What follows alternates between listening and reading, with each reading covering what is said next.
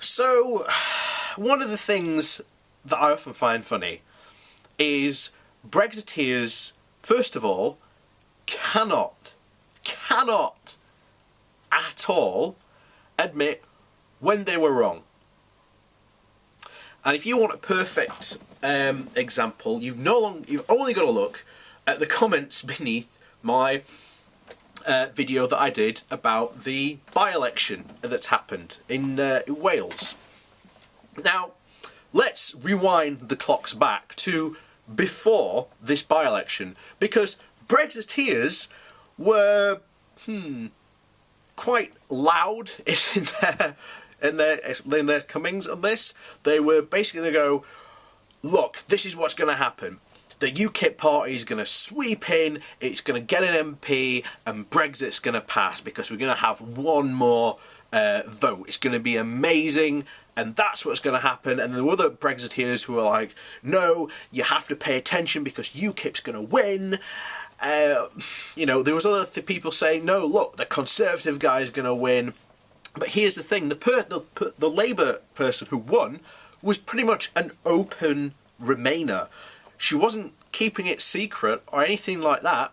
And if you go and you follow the debates that happened, you will notice Brexit only ever came up about 2 or 3 times as an issue. What people wanted to know was how bad austerity was getting and the issues of how bad it was for them and how their MP could help them. That was the main issue. Not Brexit. Because, as I've said many times, in fact, even in that article, it made a point. Only a very few really hardcore elite of like Brexiteers really want Brexit. In reality, it's not there. Now you can say, oh, but all these people, 17.4 million people voted for Brexit. 17.4 million voted for Brexit for various reasons.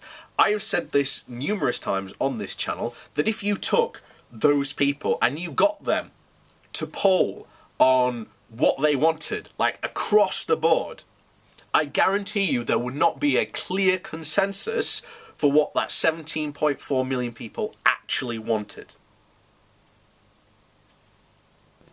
You know, I keep on saying it, but Leave ran a campaign where every option to leave, bar no deal, was on the table.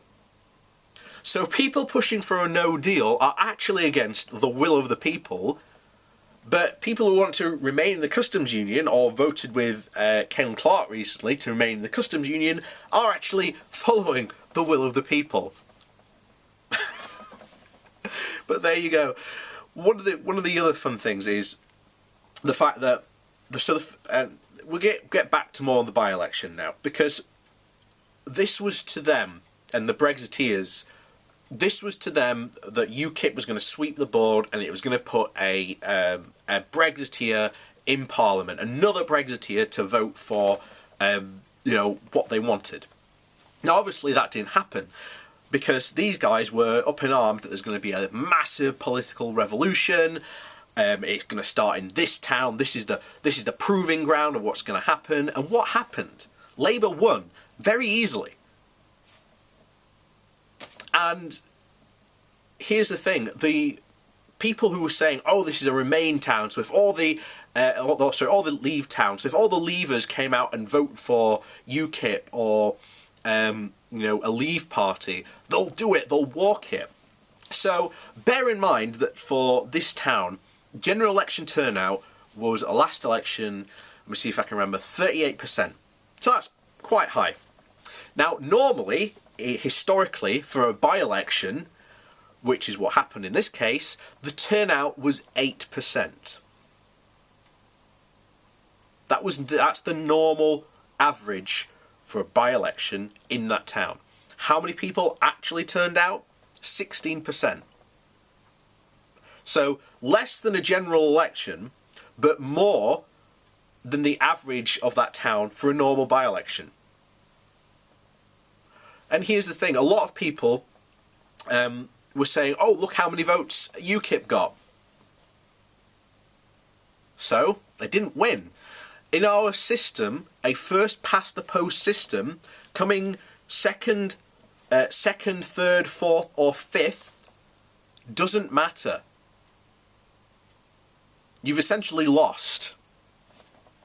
You know, get over it, as Leavers keep on saying. But it doesn't matter that UKIP came third. Because, once again, it's ironic that this is actually, really thinking about it, this is actually a microcosm for the whole Brexit mess. You have, again, Leavers who were campaigning that this was going to be a massive, big political revolution. There was going to be a lever put in and this was going to be good. It's not what happened. The town went back, put their Labour candidate in, and it's not because the town votes Labour. Labour didn't lose any, significant proportion of the vote. They won quite handily. It was actually, once again, the Conservatives came in second, followed by UKIP, because what happens? UKIP takes away votes from, say it with me, UKIP takes away votes from the Conservatives, not Labour. Because UKIP, especially in Nigel Farage, God knows what it's turning into now under Batten, but there you go, that's probably what was under the surface all along, not surprising. But it takes away votes from the Conservative Party, because if you look at the manifesto, and I've always said this all the time we cover UKIP and their manifestos, it's not something to look like what the Labour Party were offering. It's always pretty much a copy and paste version of the Conservative manifesto, plus more harsher tones on immigration, and that's generally it for the UKIP manifesto. So there was no big shock or upset, which is what the Brexiteers and the Leavers were hoping for. It didn't happen, and now that prediction, once again, Brexiteers making predictions that don't come true, is quite common, shall we say, at this point. And of course they have to make excuses. So the first excuse is, oh well, it's a Labour town, so of course Labour won. Just another excuse. Because again, before the election, they were saying, oh, this is a Leave town, so they're very obviously going to put a Leave candidate in. Not really. No. They didn't vote overwhelmingly for UKIP. Now, bear in mind that in the last election, where UKIP got wiped out, their vote percentage from that town was 9 point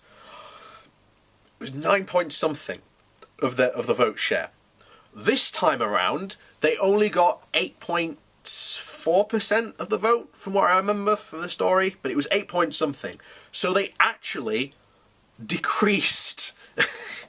So remember this when people are up in arms about this. Basically, let's look at the truth of the facts. A predominantly Leave town voted in an open Remain Labour candidate.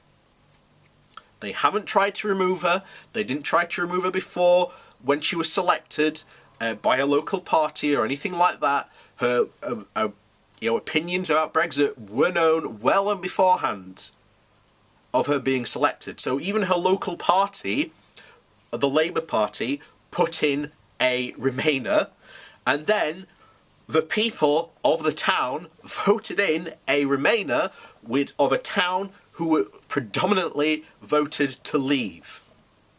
I'm sorry, but that pretty much spells the end of Brexit to me. Now, it's not the end game by any means of what's going on, but is Brexit going to ever be over? I don't know. We need people who are going to be in charge, who are just going to go, yeah, Brexit's a stupid idea, so we're just pulling the plug on it. That's essentially needs to happen. But of course, and one of the big threats that they were saying was that Labour had betrayed the people and that this was going to show in that election. It showed nothing. So, to all the Labour MPs who campaign to Remain but live in Remain seats, you've got nothing to worry about. That threat by the Brexiteers is a completely empty threat.